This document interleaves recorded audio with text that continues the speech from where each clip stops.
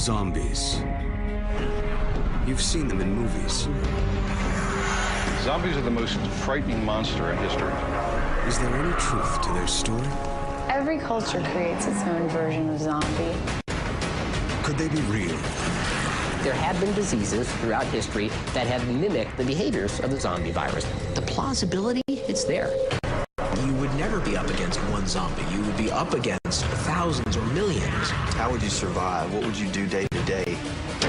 It is total destruction, the zombie spine cut in half. Are you ready for a zombie apocalypse?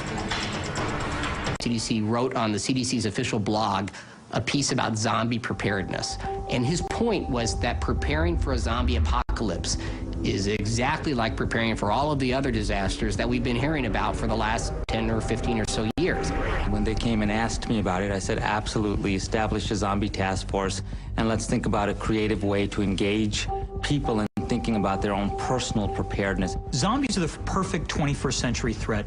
If you think about the sort of common threats that we have to cope with, pandemics, climate change, terrorist attacks, zombies perfectly map onto these kind of ill-defined threats.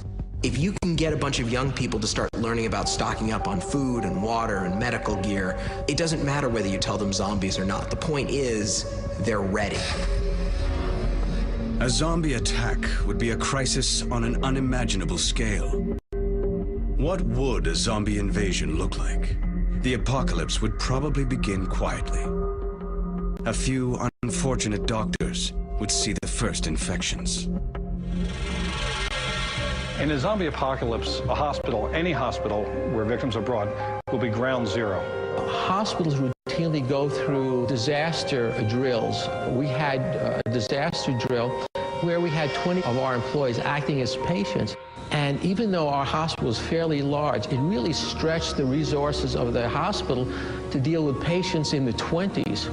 Can you imagine if we were faced with patients in the thousands? It's a numbers game that makes the zombie apocalypse so terrifying and so devastating in terms of optimism.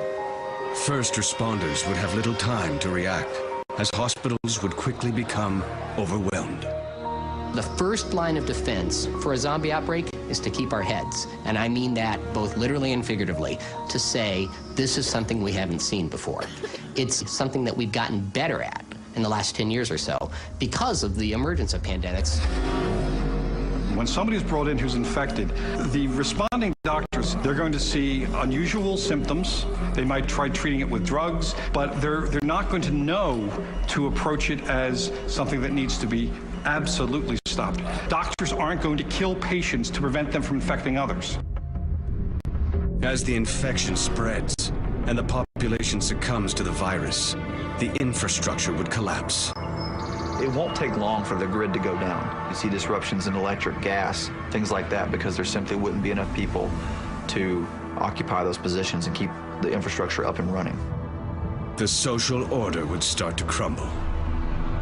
As soon as the governments fail, there'll be a short time that we as a society try to maintain an order. Because we do not have a central figurehead, it's going to become a number of different pockets battling each other for order, and then everything breaks loose.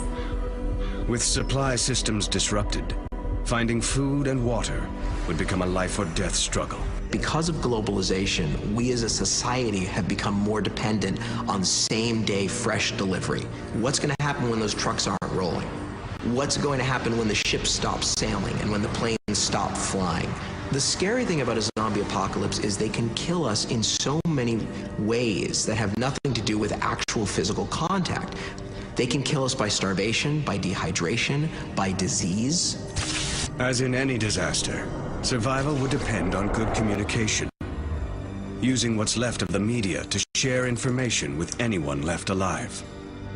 First line of defense against a zombie outbreak would be a communication of information. If we kept ourselves together, if we were able to understand the nature of the threat, then things like cell phones and the internet, texting, that's going to be our first line of defense. It kind of sounds funny that Twitter might actually stand between us and the apocalypse, but it could very well be the thing. Communication will be essential, but it will not be enough. The military would have to marshal its arsenal to fight the zombie horde, and fighting an army of zombies would require an entirely new military strategy. Modern armies are going to have to rethink their strategy when dealing with undead hordes. They're going to have to know the tactics on how to evade their enemy. I think that the modern army is going to shoot a lot less and evade a lot more when it comes to going against a zombie horde.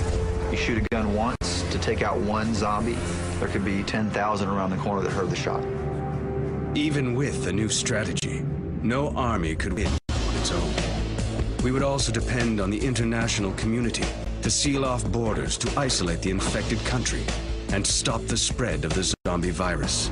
Germs don't know national borders. Germs don't understand national policies. There's a real incentive to very quickly identify what's going on and sharing that information. You get help from other countries to help you take care of your own outbreak, and you get additional information to try to quickly understand how to get rid of the outbreak. Past pandemics have shown us that open communication between governments and citizens is crucial in stopping a deadly outbreak. Authoritarian regimes are very reluctant to admit that they have a problem.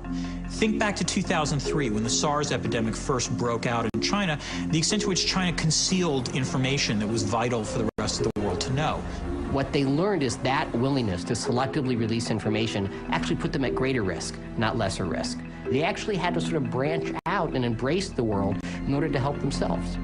The SARS outbreak was a sentinel outbreak for the worldwide community, and it's highly less likely nowadays that countries would not report what's going on. Can we depend on the government to save us from total annihilation?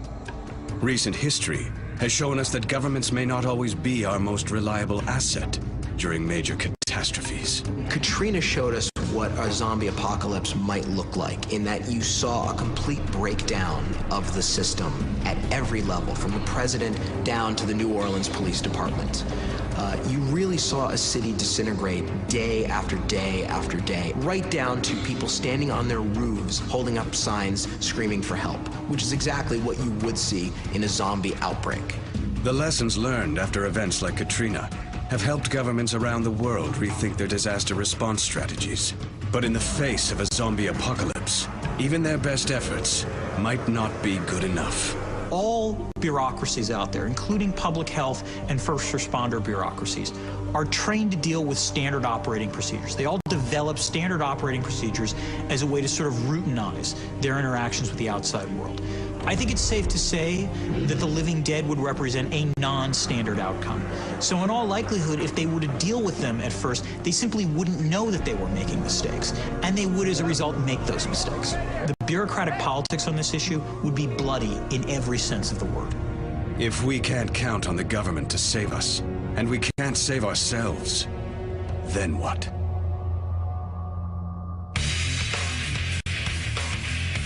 Now, the mistake a lot of people make is that they only worry about the zombie's mouth and don't understand that there are two outstretched hands looking to grab you in as well.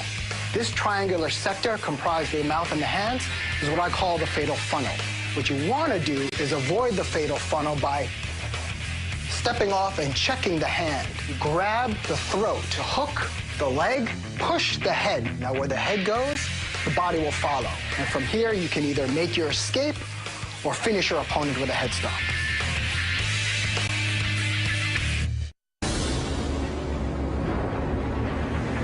Our worst nightmare has occurred. Zombies have invaded, and the devastation has been total. A new generation emerges to rebuild. Generation Z.